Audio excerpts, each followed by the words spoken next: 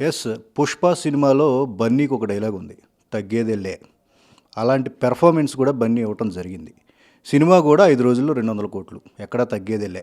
బన్నీ తర్వాత ఆ తరహా పెర్ఫార్మెన్స్ ఇచ్చిన నటుడు కేశవ. కేశవ పాత్రధారి జగదీష్. జగదీష్ మనతో ఉన్నారు. 'పుష్ప' సినిమా అవకాశం, 'పుష్ప' సినిమాకి ముందు ఇండస్ట్రీలో తను పడిన స్ట్రగుల్స్, 'పుష్ప' సినిమా తర్వాత ప్రేక్షకులు దగ్గర నుంచి ఆయనకు వచ్చిన రెస్పాన్స్, ఓవరాల్గా అన్ని వివరాలు జగదీష్ని అడిగి తెలుసుకుందాం. First of all Jagadish, congratulations మీకు.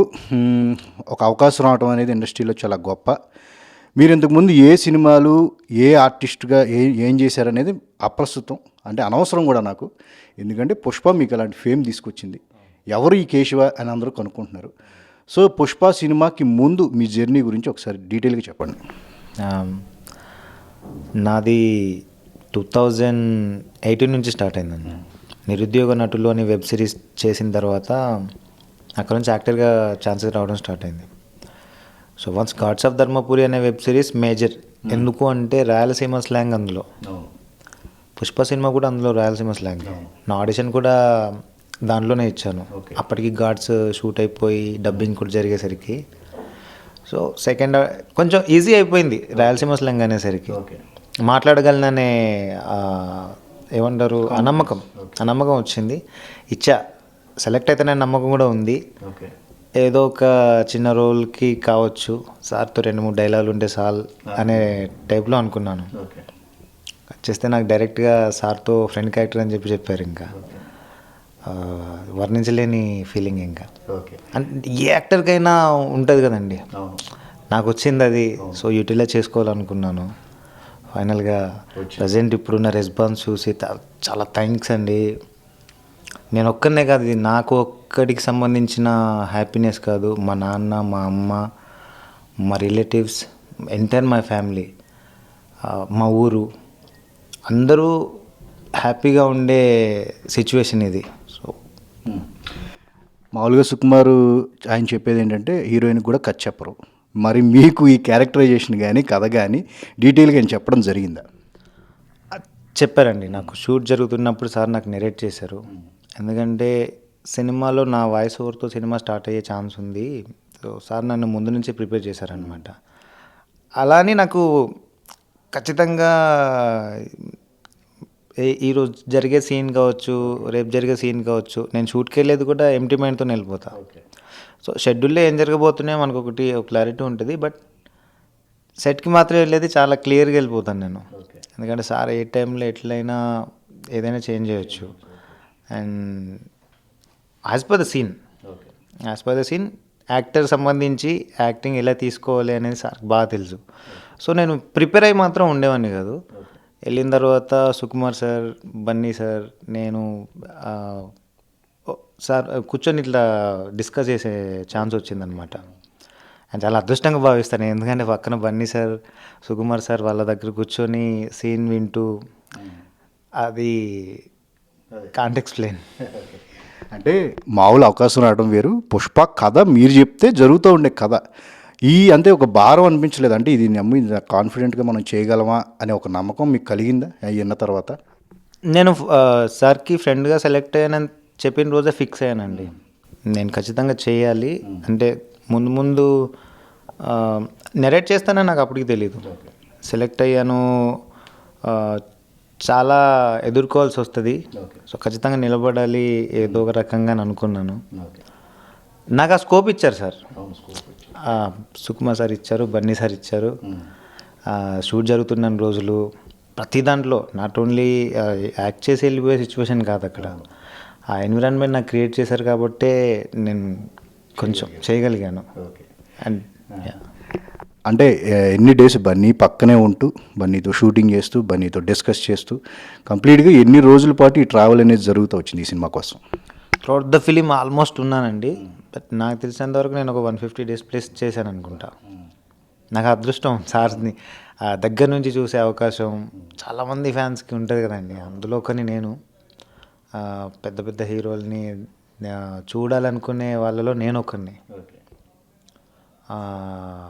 అలాంటిది సార్తో చేసే అవకాశం, అక్కడ నటించే అవకాశం, పెద్ద డైరెక్టర్ గారు సుకుమార్ సార్ని కలిసే అవకాశం, సార్ డైరెక్షన్లో చేసే అవకాశం రావడం నిజంగా గొప్ప విషయం. నాలాంటి ఆర్టిస్ట్కి, నాలాంటి కొత్త ఆర్టిస్ట్కి ఒక నమ్మకం అనేది వస్తుంది. ఎవరికైనా టాలెంట్ ఉన్న వాళ్ళని మన సినిమా ఇండస్ట్రీ ఖచ్చితంగా గుర్తిస్తుంది అనేది.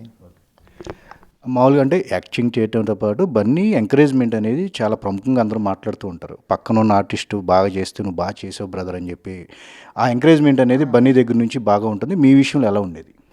నా సార్తో చేసే ప్రతి కో ఆర్టిస్ట్ అండి, నాట్ ఓన్లీ మెయిన్గా అంటే అక్కడ చేసే ఆర్టిస్ట్ కాకుండా దూరంలో అక్కడక్కడ చేసే జూనియర్ ఆర్టిస్టులు చేసే ఎక్స్ప్రెషన్ కూడా సార్ గమనిస్తారు. పిలిచి మరీ సార్ చెప్తారు, మీరు బాగా చేశారండి అని చెప్పి. అంటే ఆయనకి ఎంత హ్యాపీనెస్ ఉంటుందండి సార్ పిలిచి దగ్గర పిలిచి మరీ చెప్పడం. నేను చాలా చూసా షూట్ జరిగిన రోజులు. అండ్ సార్ మొత్తం కాన్సన్ట్రేషన్ అంతా సినిమా మీదే. వచ్చారా సెట్కి వచ్చినప్పటి నుంచి వెళ్ళిపోయే వరకు సినిమాలో క్యారెక్టరైజేషన్, మిగతా క్యారెక్టర్స్ అండ్ నా ఒక్కడనే కాదు, సజెషన్స్ కూడా ఇస్తారు సార్, ఇలా చేస్తే ఇంకా బాగుంటుంది అట్లా చేయమని చెప్పి. సో యా, అంటే ఒక కామెడీ కాదు, యాక్టింగ్ అంటే యాక్షన్ సన్నివేశాల్లో కూడా మీరు బన్నీకి తోడుగా ఉండి అంటే కొన్ని సినిమా పరంగా స్క్రిప్ట్ పరంగా చేయడం జరిగింది. ఏ సన్నివేశం అనేది బాగా క్లిష్టంగా అనిపించింది మీ కాంబినేషన్లో బాగా? యాక్షన్ సన్నివేశం అంటే బైక్ సీక్వెన్స్ అండి. అది నాకు సినిమా సెలెక్ట్ అయిన తర్వాత చేసిన మొదటి సీక్వెన్స్. కేరళలో చేశారు. చాలా దెబ్బలు తగిలినాయి, బట్ చిన్న చిన్నవే కానీ మేజర్గా మాత్రం తగిలించుకోలే. అంటే బండి నుంచి చిన్నగా కింద పడిపోయేది అది ఉండే. సుకుమార్ సార్ ఆ టైంలో జాగ్రత్తగా ఉండాలి జగదీష్ అనేవారు. అది కొంచెం ఇబ్బంది అనిపించింది, బట్ చేయాలనేదే ఉంది నాకు, ఇంకా చేసేసా. రష్మికకి బన్నీకి మధ్య జరిగే ఆ కామెడీ సన్నివేశాల్లో చాలా ఈజీగా నటించడం జరిగింది. దానికోసం ముందే ప్రిపేర్ అవ్వడం జరిగిందా లేదా టేక్లు ఏమన్నా తీసుకోవడం జరిగిందా? చాలా బాగా అంటే బాగా పండింది ఆ కామెడీ అనేది. సో దాని గురించి చెప్పండి. సుకుమార్ సార్ నేను చెప్పాను కదండి, ఒకటి అనుకుంటారు సార్. సో అది రావడానికి ఆల్మోస్ట్ ట్రై చేస్తారు. అండ్ మోర్ ఆఫ్ ఈ సినిమా మేము సింక్ సౌండ్లో చేసాం. అంత అథెంటిక్గా న్యాచురల్గా రావడానికి పర్ఫార్మెన్సెస్ అంత తీసుకోవడానికి సార్ ముందే చెప్పేవారు అనమాట.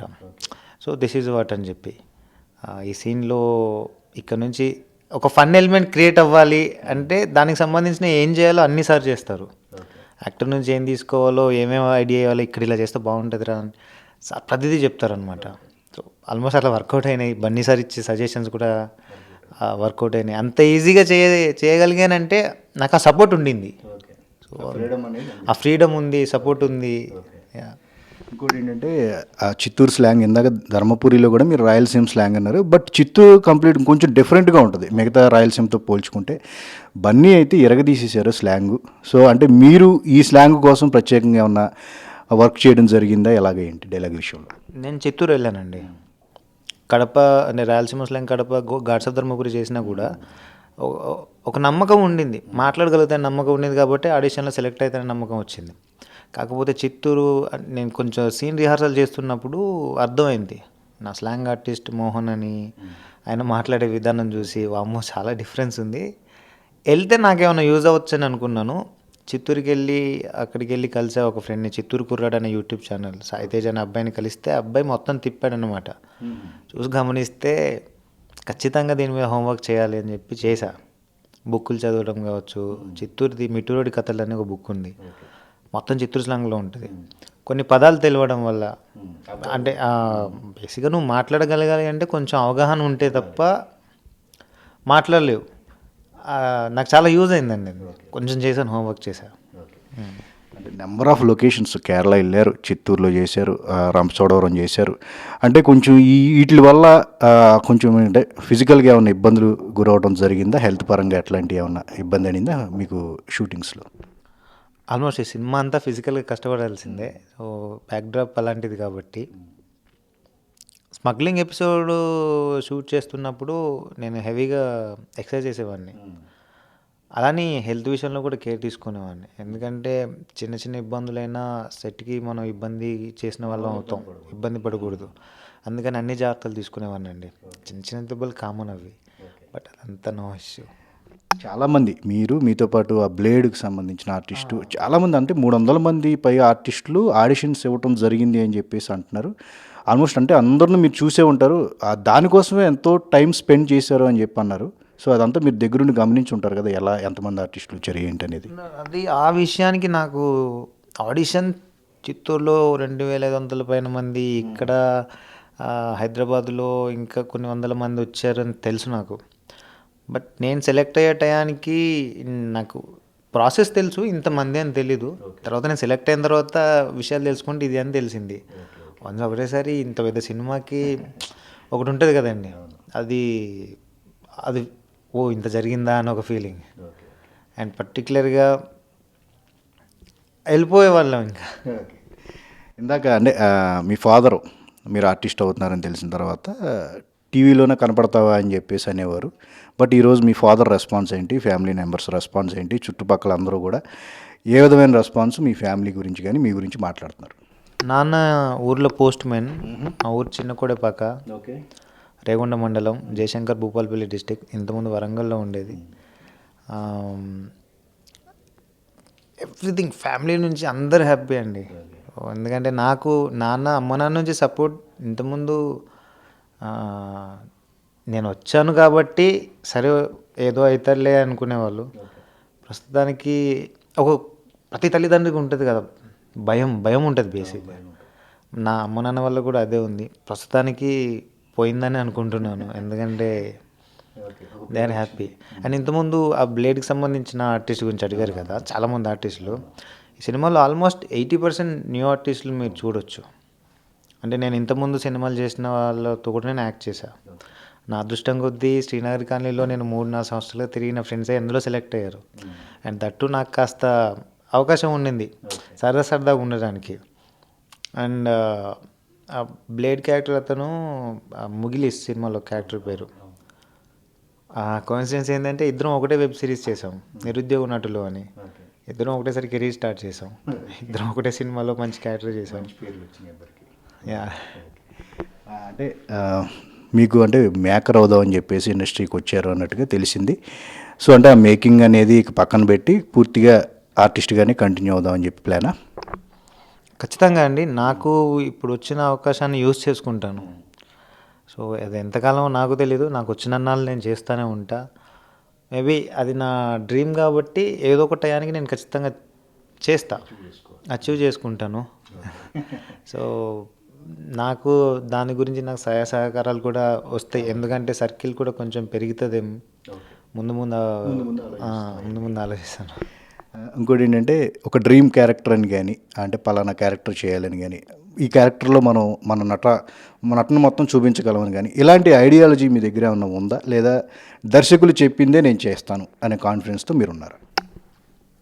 దర్శకులు నా నుండి యాక్టర్గా నాకంటే వాళ్ళకి ఎక్కువ తెలుస్తుందండి. ఒక film maker point of view అంతా వేరు ఉంటుంది. వీడిని ఇలా కూడా చూపించవచ్చు అనేది ఒకటి ఉంటుంది. మేబీ వాళ్ళకి అలా అనిపిస్తే కనుక దర్శకులకి నేను చేయగలుగుతాను. నేను ట్రై చేస్తాను ఆల్మోస్ట్. సో పర్టికులర్గా ఫిక్స్ లేదండి ఇలాంటివి చేయాలి అని చెప్పి, అన్నీ చేస్తా. తర్వాత పుష్ప 1 ఇంత బ్లాక్ బస్టర్ హిట్ అయింది, మంచి కలెక్షన్స్ వస్తున్నాయి. పుష్ప 2 మీద అంచనాలు పెరిగిపోయినాయి. సో పుష్ప 2 గురించి మీరేమైనా చెప్పదలుచుకుంటున్నారా? అంటే ఆల్రెడీ షూటింగ్ అయిపోయిందా, ఇంకా జరగాల్సి ఉందా, అందులో మీ పాత్ర ఎలాగే కంటిన్యూ అవుతుందా? సో అవేమన్నా మీరు చెప్పదలుచుకుంటే చెప్పండి. పుష్ప 2 అప్డేట్ ఇంకా నాకు తెలియదండి. కాకపోతే ఈ ఎట్లా ఇంత పెద్ద బ్లాక్ బస్టర్ మేము ఇంకొక 2-3 మంత్స్లో ఏమైనా స్టార్ట్ చేసే ఛాన్స్ ఉందేమో. షూటింగ్ జరిగిందా? తీయాలి. ఇప్పటివరకు పార్ట్ 1 వరకు మొత్తం కంప్లీట్ అయిపోయింది. సో పర్టికులర్ పార్ట్ 2కి సంబంధించి షూట్ చేయాలి. ఇంకా మేజర్ పార్ట్ షూట్ చేయాలి. సినిమా రిలీజ్ అయిన తర్వాత ఆడియన్స్ అందరూ బన్నీ యాక్టింగ్కి మీ యాక్టింగ్కి ఓకే, అందరూ మంచి అప్లాజ్ వచ్చింది. మీకు పర్సనల్గా ఫస్ట్ ఎవరి రెస్పాన్స్ ఎక్కువగా మీకు ఆకట్టుకుంది ఈ సినిమా విషయం రిలీజ్ అయిన తర్వాత? మా అమ్మ నాన్న విషయం. సో నేను వాళ్ళతోనే సినిమా చూసా. వాళ్ళతో చూడాలనే వెళ్ళి మా ఊరికి వెళ్ళి సినిమా చూశాను అనమాట. ఫస్ట్ థింగ్ అమ్మ బాగా నవ్వింది, నాన్నగారిని అడిగితే బాగుందిరా అన్నారు. సెల్ఫీలు తీసుకున్నారు అక్కడ. సో అదంతా నాన్న అండ్ మా ఫ్యామిలీలో మా అక్క సపోర్ట్, మా చెల్లి ఎప్పుడు పర్లేదులే అన్నయ్య అవుతుందిలే, నాన్న బాధపడ్డా కూడా ఏదో ఒక టయానికి అవుతుంది అంటే ఇంత పెద్ద సినిమా చేస్తున్నా అనేది అమ్మ నాన్న వాళ్ళకి తెలిసినా కూడా ఒక ఇంపార్టెన్స్ అనేది వాళ్ళకి తెలియదు కదా. బట్ చెల్లికి తెలుసు, అక్కకి తెలుసు, అక్క సపోర్ట్ ఉంది, మా బావ సపోర్ట్ ఉంది, మా అన్నయ్య వాళ్ళు ఓకే ఇటు చేయగలుగుతాడేమో అని ఉంది. ఆ నమ్మకమే నాకు ముందుకెళ్తాను. బట్ మోర్ ఆఫ్ నా మీద ఉండాలి యాక్చువల్గా. సో నేను పెట్టుకున్న నమ్మకం నిజమైంది అని అనుకుంటున్నాను. కంటిన్యూ చేస్తాను ఉన్నంతవరకు. ఏం చదువుకున్నారు బ్రదర్ మీరు? అంటే మామూలుగా అయితే ఎక్కువ చదువుకుంటే సినిమా ఇండస్ట్రీలోకి రావాలంటే ఫ్యామిలీ అంత ఒప్పుకోరు కదా. సో మీ ఎడ్యుకేషను, సో దాని గురించి చెప్పండి. నేను బీఎస్సీ పౌల్ట్రీ సైన్స్ చేశానండి. డిగ్రీ ఎల్బీ కాలేజ్ వరంగల్లో చేశా. అంటే డిగ్రీ చేస్తున్నప్పుడు నాన్న జాయిన్ చేయించాడు. చిన్నప్పటి నుంచి అంతా నానే ఏం చేయాలన్నా కూడా. అది ఎందుకు కారణం అంటే 3 సంవత్సరాలు అయిపోతే పౌల్ట్రీ సైన్స్లో వీడికి ఏదో ఒక దగ్గర జాబ్ వస్తుంది, దాదాపుగా 70,000-80,000 వేల వరకు శాలరీ కూడా వస్తుంది అనే నమ్మకం నాన్నకుండే. అట్లనే నాన్న అనుకున్నారు. 3 సంవత్సరాలు కంప్లీట్ అవుతుంది అనుకున్నారు కానీ నాకు 6 సంవత్సరాలు అయింది. అది బ్యాక్లాగ్స్ వల్ల చదవలేనని కాదు, మంచి స్టూడెంట్నే. బట్ నాకు సినిమాలంటే ఇంట్రెస్ట్ వల్ల కొంచెం సర్లే పాస్ అయిదాంలే అన్నట్టుగా చేశా. బట్ అనుకున్న దాంట్లో ఉండాలన్నదే కొంచెం ఈజీగా ఉంటుంది కదా. అందుకని